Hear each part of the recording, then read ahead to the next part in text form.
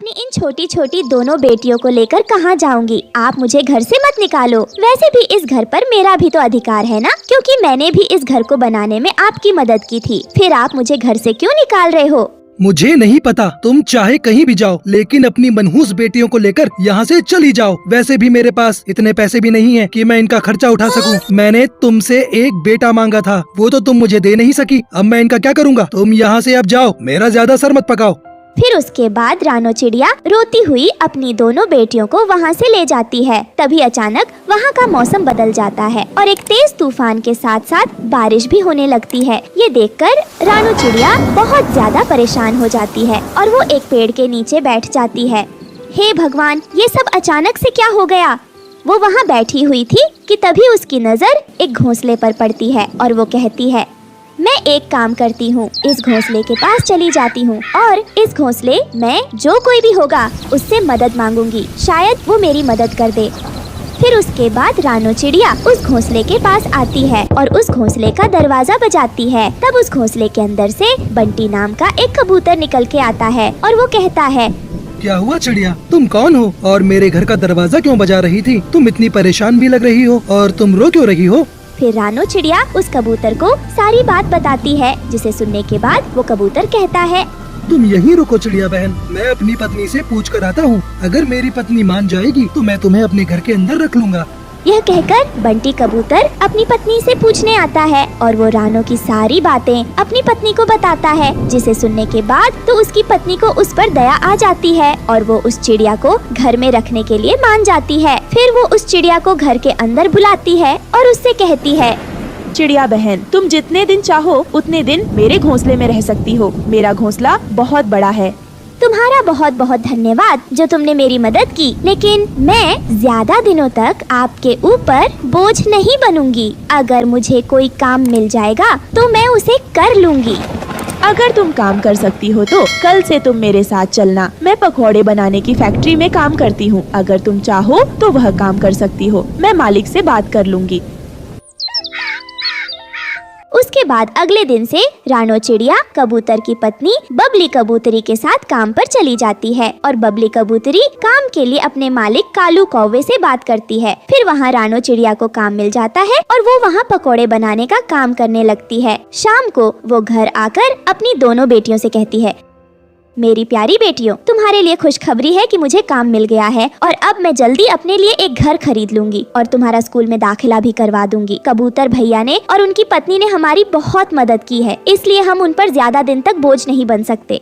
तभी ये सब बातें बंटी कबूतर सुन लेता है और रानो चिड़िया से कहता है, रानो बहन, तुम ऐसा सोच भी कैसे सकती हो? भला एक भाई के लिए उसकी बहन बोझ कैसे बन सकती है? इसका मतलब रानो बहन, तुमने मुझे अपना भाई समझा ही नहीं। नहीं नहीं कबूतर भैया, ऐसा कुछ भी नहीं है। आप तो मेरे लिए सगे भाई से भी ज्यादा बढ़कर हो। रानो, अगर ऐसा है तो फिर कभी अपने मुंह से ऐसी बात निकालना भी नहीं, वरना मुझसे बुरा कोई नहीं होगा। चलो, अब तुम्हें नौकरी मिल गई है ना, तो अब तुम अपने हाथ से कुछ बढ़िया सा बनाकर खिला दो। मम्मा, आज आप घास के पकौड़े बनाओ, क्योंकि बहुत दिन हो गए हैं आपने घास के पकौड़े नहीं बनाए हैं। क्या घास के पकौड़े? घास के पकौड़े कैसे होते हैं? मैंने तो आज तक घास के पकौड़े न खाए न देखे। कबूतर अंकल, मेरी मम्मा घास के पकौड़े बहुत ही टेस्टी बनाती है। मम्मा, एक बार इन्हें बनाकर खिलाओ तो जरा।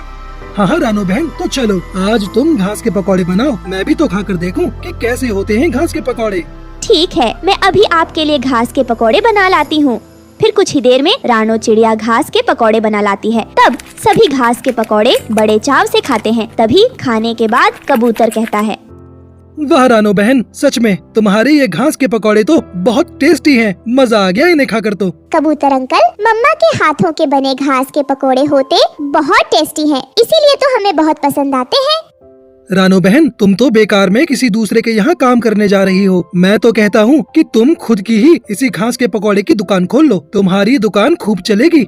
नहीं नहीं कबूतर भाई, मुझे काम मिल गया है ना, तो मैं उसी में खुश हूँ। मैंने तो कभी इसके बारे में सोचा ही नहीं था।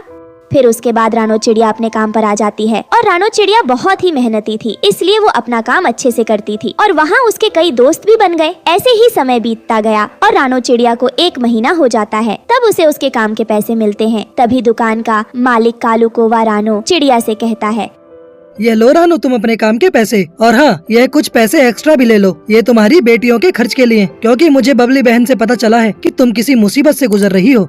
लेकिन मालिक जी, इस सब की क्या जरूरत है?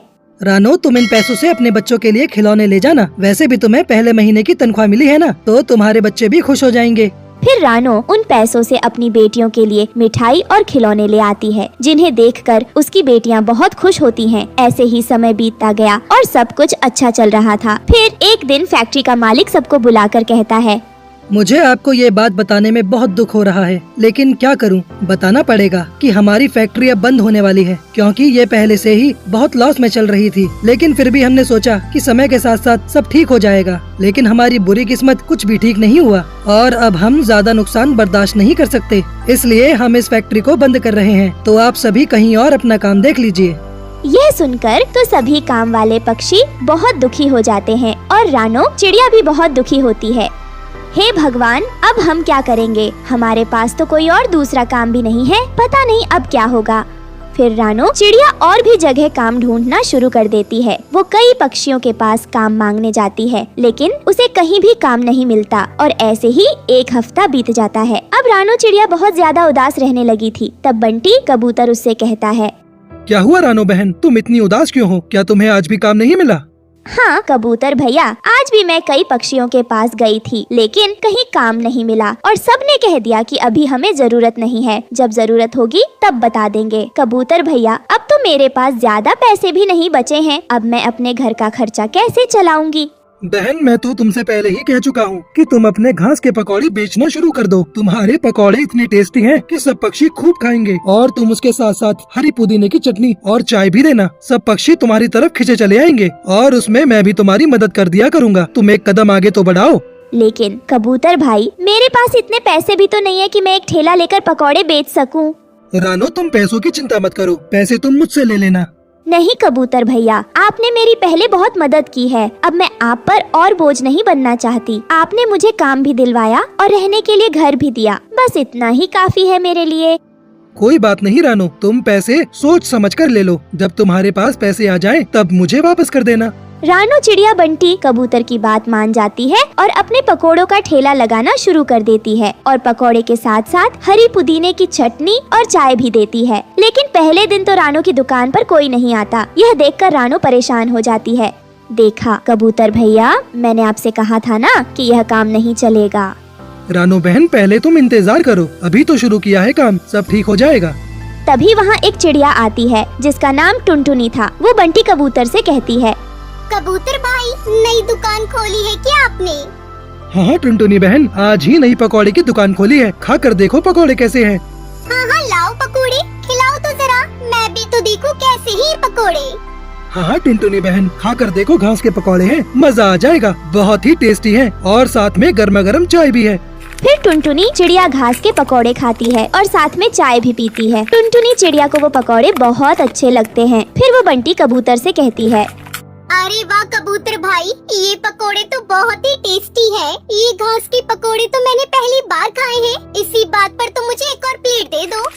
फिर टुनटुनी चिड़िया और पकौड़े खाती है और वो जंगल में जाकर सभी पक्षियों को घास के पकौड़े के बारे में बताती है और रानो चिड़िया की खूब तारीफ करती है। फिर क्या था, सभी पक्षी रानो चिड़िया की दुकान पर घास के पकौड़े खाने आते हैं। उसके बाद रानो चिड़िया की बहुत अच्छी कमाई होने लगती है और वो इतने सारे पैसे देखकर बहुत खुश होती है। फिर रानो चिड़िया अपने लिए एक घर खरीद लेती है, जिसमें वो अपनी दोनों बेटियों के साथ खुशी खुशी रहने लगती है। दोस्तों, आपको हमारी आज की कहानी कैसी लगी? हमारी कहानी को लाइक करें, कमेंट करके अपनी राय हमें दें। आपके कमेंट और लाइक हमारे हौसले को बढ़ाते हैं। अगर आप हमारे चैनल पर नए आए हैं तो हमारे चैनल को सब्सक्राइब करना ना भूलें। आपका धन्यवाद।